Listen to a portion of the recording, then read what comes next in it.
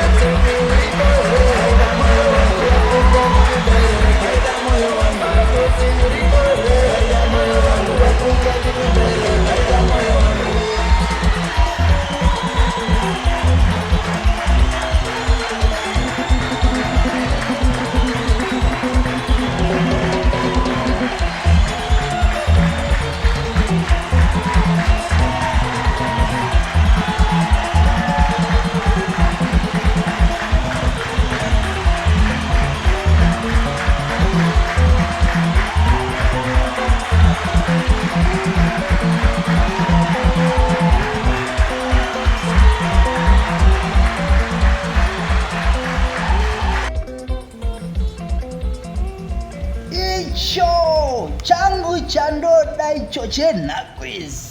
I love you officer. Mukwasha munditire mushe. Makanditarisa mozvitarisa ndimotoona zvichitoenderana. Mukasondichengeta iyewe. Haungondikwanisi.